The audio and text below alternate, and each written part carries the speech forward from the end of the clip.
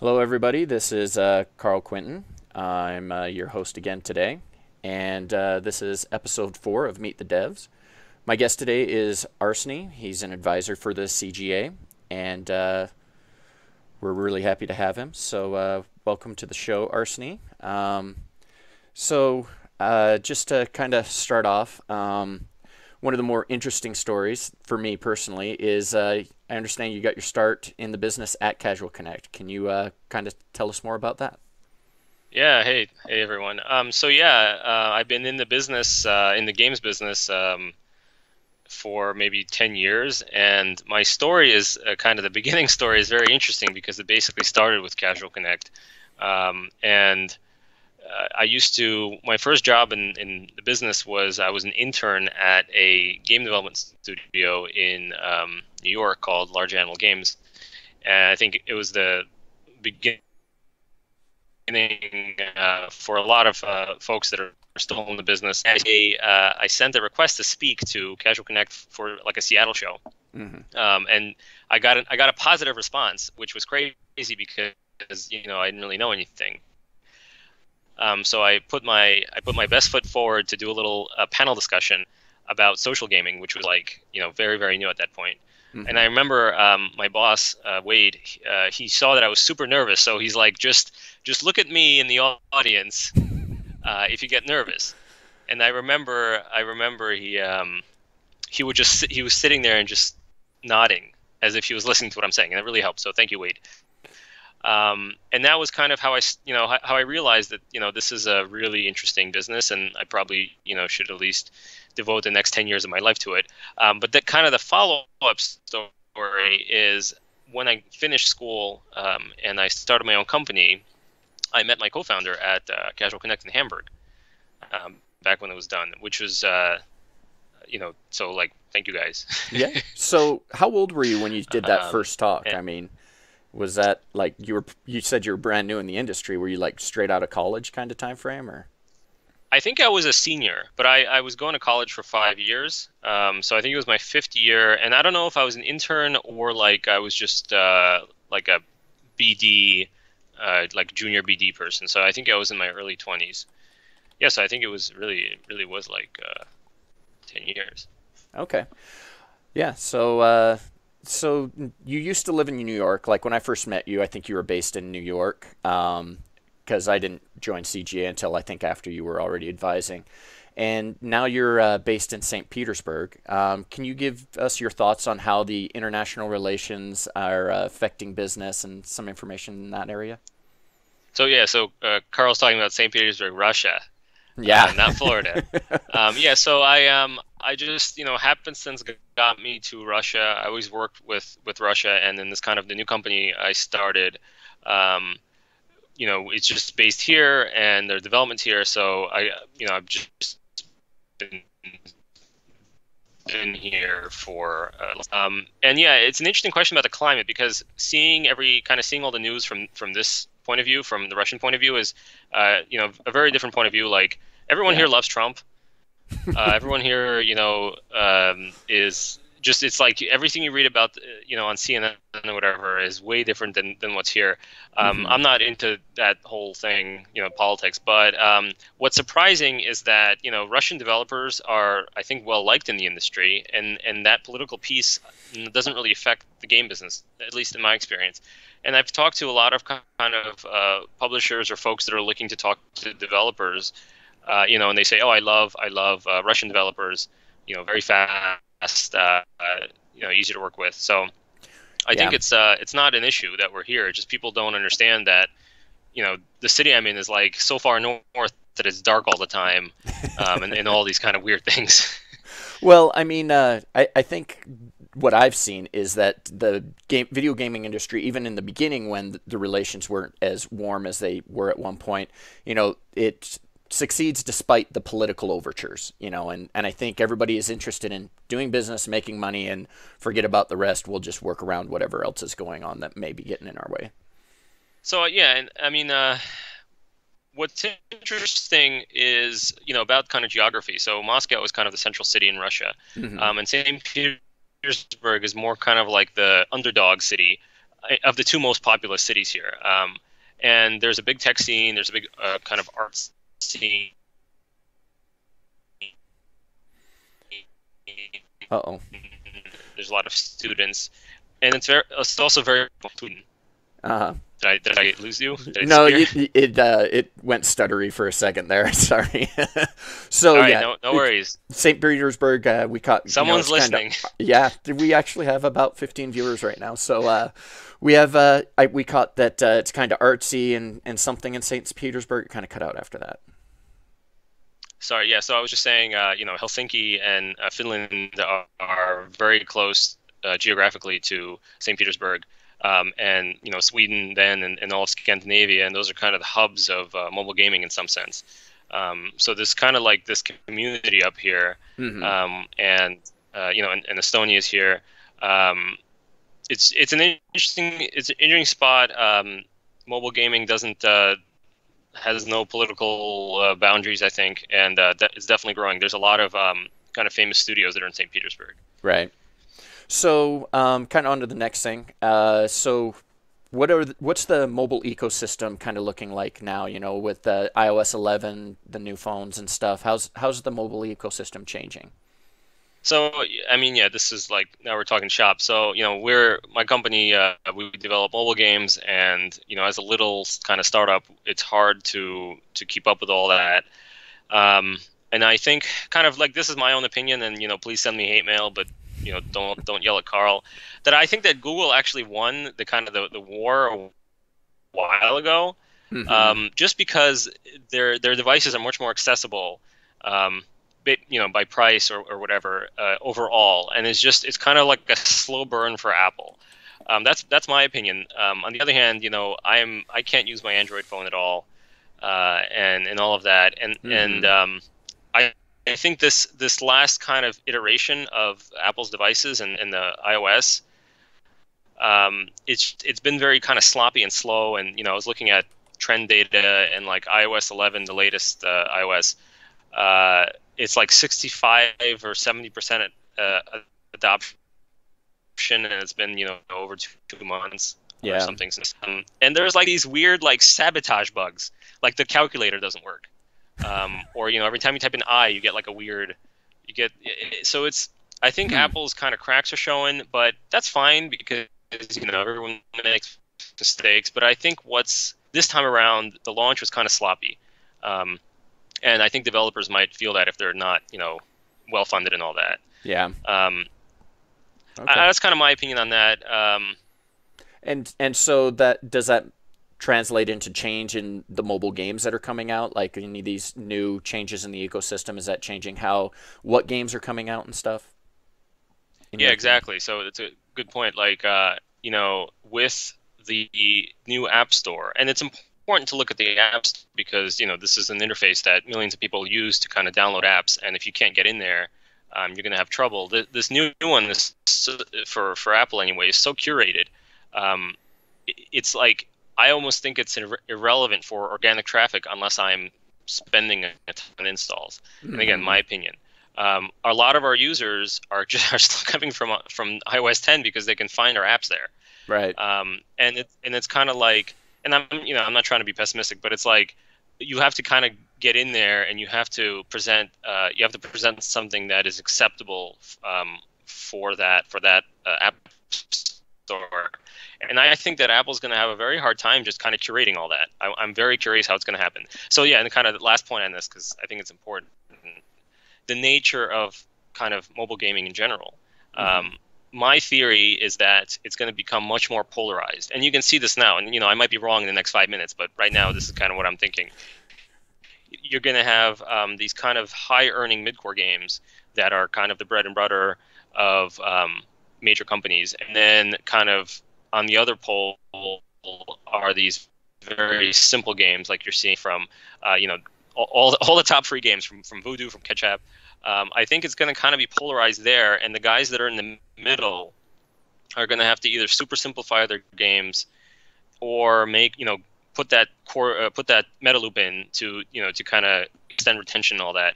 Uh-huh. And I think there won't be a way to survive beyond that. Either you have a cash cow game, and you're buying traffic from these little games, or you're making a new little game every week. And that I think that's where it's going, and that's going to be the way to survive. I see. That'll be interesting to see if it pans out that way. I Let's think it's a pretty logical assessment, so I'm going to be interested to kind of watch that. let's see where it goes. I mean, I love the little games, so I'm watching that. I'm downloading them every day. Yeah, yeah, I like the little games too, but I honestly have to say I spend 95% of my time on, major titles, but I'm more of a PC gamer than a mobile gamer, so. So that I wanted to jump into streaming really quick because for me personally, and I think for a lot of people, streaming kind of relates to PC games, and that's kind of the king of the castle there and stuff. How do you see that relating to mobile and stuff? And is it picking up for mobile? How's that going? Well, so I think there's a bunch of things to talk about with streaming and with PC.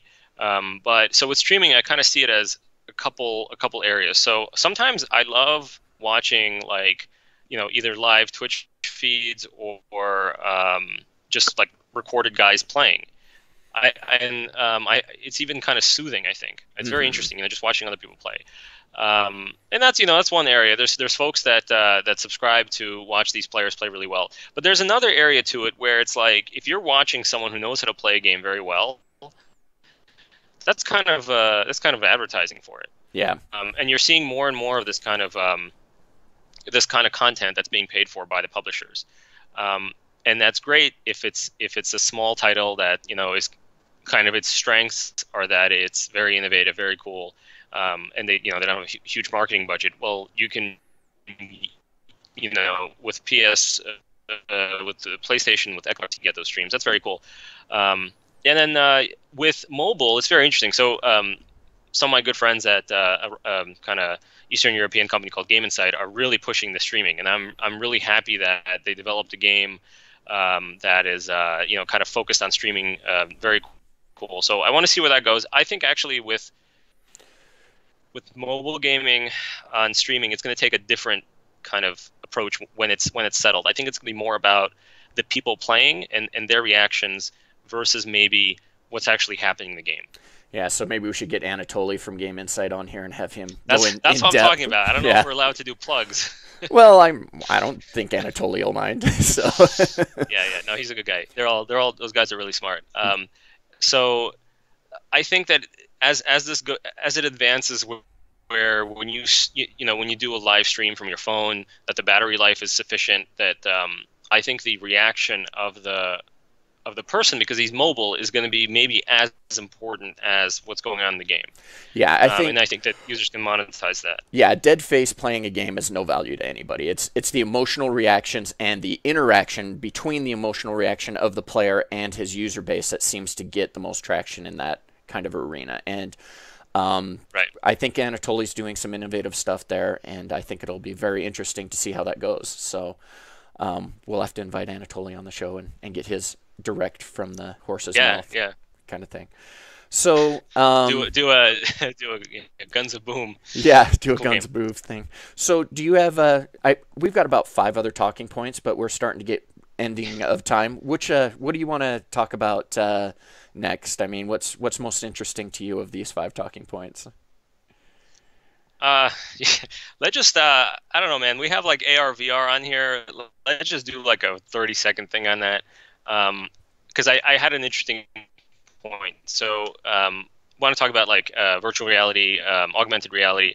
That's a huge topic. I'm not an expert in it, but I think one of the things I wanted to point out, if we can talk about that for a sec, is when Pokemon came out,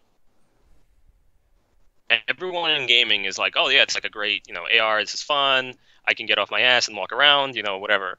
But at the time when Pokemon came out, I was working at a kind of like big outsourcing company where everyone talked enterprise language. Right. And there wasn't this explosion of, oh my God, here is like the poster child of augmented reality. This game made $1 billion in like 7 months or whatever. It wasn't like that. No one really got it. It took a long time to get. And I think that with AR VR, it's still an uphill battle. And I used to say VR would work when you can get it out of a Happy Meal. But then I think you can get them out of Happy Meals now, and it's still not working. So Well, I have a different perspective on that. I've always said AR VR is going to work when businesses buy it because it's more productive for their workers. So that's always been kind well, of my dude, I tried pitch. to do it. I tried to sell that to businesses. It's very difficult. People don't see the value in it until they get Yep. their hands on it. Yeah, but once the But like, businesses see the value, that's when it'll take off. yeah, exactly. Yeah, and that's tough though. That's very tough. And It I have is. a lot of friends working in that space, and I'm just I wish you guys luck. Um, do you want to talk about? So I think we have a few minutes, and Yeah. do you want to talk about like kind of like life lessons? I want to Yeah, leave the viewers with that some that life was going to be lessons. my final talking point was the life lessons for people and start thinking of changing roles and stuff. So you have a little experience there, so I think you'd have some great insight on that. So please share, some life lessons with us.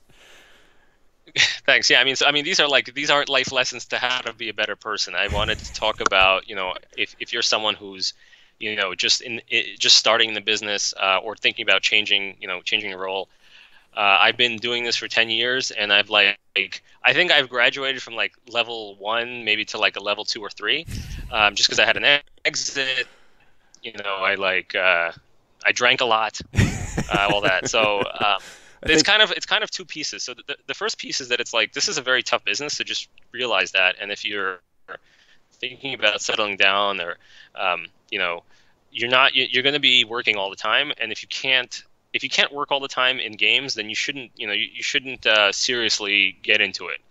Um, and it's like you can get demotivated by watching these like YouTubers that aren't in the business, but they criticize it and all that. And EA gets all this like negative press. hmm All these companies get negative press. I mean, even CD Projekt Red. I was watching tons of these videos where people were shitting on them, but it's like, guys, that game was a tough game to make, and yeah, it was tough. That's the business.